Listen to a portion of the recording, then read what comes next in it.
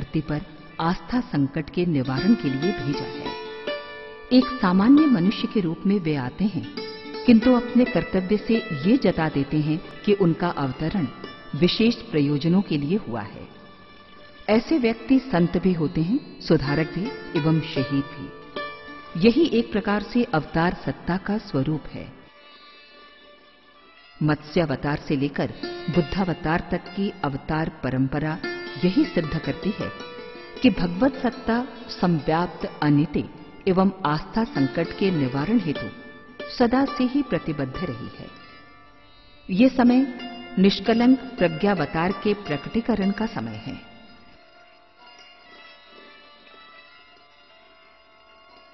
महाकाल समूची मानव जाति को झकझोरकर परिस्थितियों को बदलने, विचार क्रांति का ताना बाना बुनने में लगा है। लाल मशाल उसी विचार क्रांति का, दशमावतार के अवतरण का प्रतीक है। महात्मा बुद्ध ने संघम शरणम गच्छामि, धम्मम शरणम गच्छामि, बुद्धम शरणम गच्छामि का महामंत्र उन दिनों दिया जब धर्म के नाम पर अनाचार, परंपराओं, मूल मान्यताओं की मृग मरीचिका में जन समुदाय जकड़ा हुआ था। उन्हीं के काम को आगे बढ़ाने प्रज्ञा अवतार का प्रकटीकरण पूज्य आचार्य श्री के रूप में इस शताब्दी में हुआ है।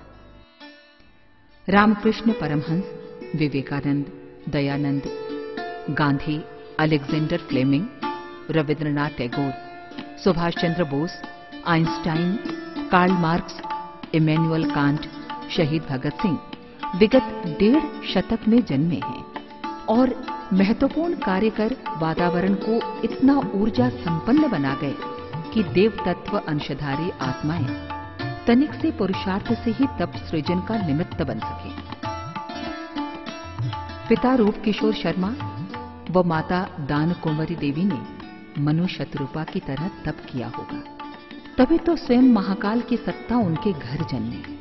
रामकृष्ण परमहंस के ब्रह्मलीन होने के ठीक 24 वर्ष बाद पंडित श्री राम शर्मा आचार्य का जन्म आश्विन कृष्ण त्रयोदशी संवत 1968 तदनुसार दिनांक 20 सितंबर 1911 को आगरा जनपद के ग्राम आमलखेड़ा में हुआ। प्रस्तुत स्थान वो है जहां पहली बार इस धरित्री पर श्री राम नामक बालक अवतरित हुआ। इस स्थान पर आज एक भव्य स्मारक विनिर्मित हो चुका है। आगरा से अलीगढ़ मार्ग पर जलेसर रोड पर आमलखेड़ा नामक यह कस्बा अब युग तीर्थ बन चुका है। एक जमींदार ब्राह्मण परिवार में जन्मे इस बालक में बाल्यकाल से ही साधना के बीजांकुर थे। उनके तत्कालीन मित्र पंडित बेनीराम जी उनके बारे में बताते हैं। मेरा उनका संपर्क सन 20-21 अब से 65-66 वर्ष पहले का था। यह प्राइमरी स्कूल यहाँ था आमलखेड़े में, तो मैं था ऊंची कक्षाओं में, वो थे नीची कक्षाओं में। तब से मेरा उनका संपर्क रहता रहा और बालकाल में ही बहुत सी बातें उनकी ऐसी होती थी जिससे मालूम पड़ता था कि भविष्य में कुछ न मालूम ये कौन बनेंगे। उनकी मुझे याद है उस काल में वो एक रामायण की चौपाई सुनाया करते थे निराकार ब्रह्म के ऊपर। बिन पर चले सुने बिन काना, कर बिन कर्म करे बिजनाना, आनंद रहित सदा में तो भोगी, बड़वानी व्यक्ता बड़ योगी। ये निराकार ब्रह्म के गुण हैं। औपचारिक शिक्षा यद्यपि वो पूरी कर सकते थे, किंतु अध्यात्म साधना में गहरी अभिरुचि के कारण मात्र प्राथमिक कक्षा तक का शिक्षण लेकर घर में ही संस्कृत, हिंदी व उर्दू की पढ़ाई वे करते रहे। जब भी खाली होते वे साधना हेतु अमराई में अकेले ही बैठे पाए जाते। एक बार वे घर से भागकर हिमालय की ओर चल पड़े। ऐसी तीव्र पुकार थी हिमालयवासी सूक्ष्म शरीरधारी ऋषि सत्ताओं की कि वह रुक नहीं पाए। आयु मात्र 9 वर्ष की थी। पता चलने पर घरवाले काफी दूर से उन्हें वापस लेकर आए। शायद हिमालय जाने का अभी समय नहीं आया था। 10 वर्ष की आयु में महामना मदन मोहन मालवीय जी के हाथों बनारस में उनका यज्ञोपवीत हुआ।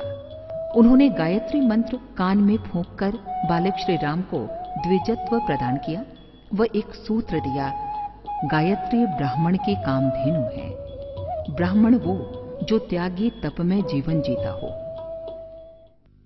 15 वर्ष की आयु पूरी हुई।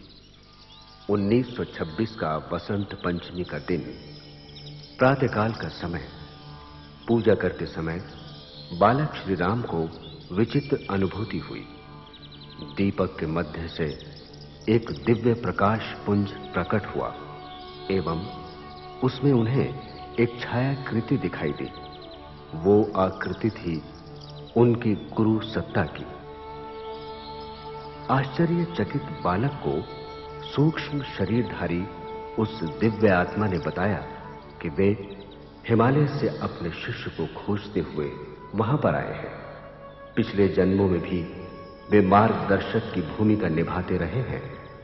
कबीर, समर्थ रामदास एवं रामकृष्ण परमहंस जैसे महापुरुषों के रूप में उनका पहले भी जन्म हो चुका है और इस जन्म में भी उन्हें विशेष भूमिका निभानी है। उनके गुरुदेव ने इस वसंत पर्व पर 3 मुख्य निर्देश दिए। एक, 24 वर्ष तक 24 लक्ष्य के गायत्री महापुरुष चरण संपन्न करना। इस अवधि में मात्र गाय के दूध व छाछ पर रहना। दूसरा, अखंड ज्योति प्रज्वलित कर एक पत्रिका प्रकाशित करना, एक विशाल संगठन बनाना। तीसरा, स्वतंत्रता संग्राम में भाग लेना। इतना कहकर उनके गुरु श्री सर्वेश्वरानंद जी उन्हें उनके जीवन के भावी निर्धारणों के बारे में बताकर दुर्गम हिमालय लौट गए।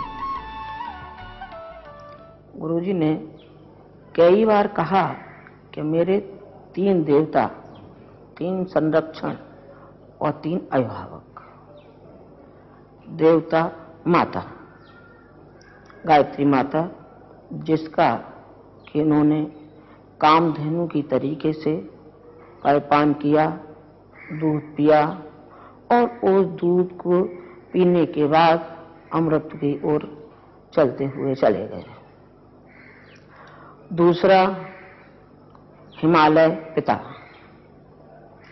कई बार वो हिमालय गए और एक वर्ष वहां रहे। वहां उन्होंने जो ज्ञान अर्जन किया, वहां से प्रेरणा उनको मिली उस हिमालय पिता के द्वारा। और तीसरा, उनका गुरु सत्ता।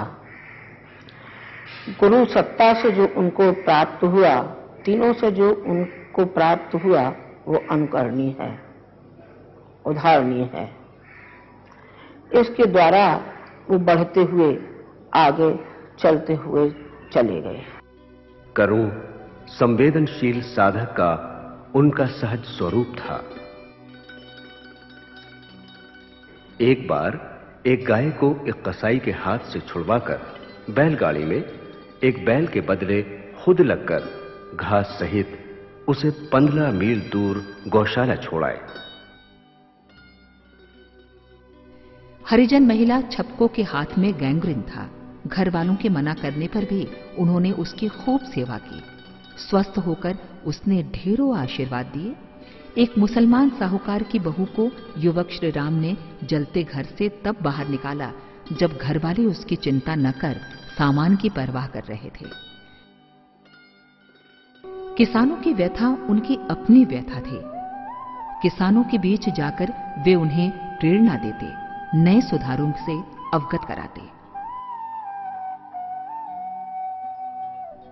महिलाओं को स्वावलंबी बनाने के लिए उन्होंने 20 वर्ष की आयु में एक बुनता घर बनाया।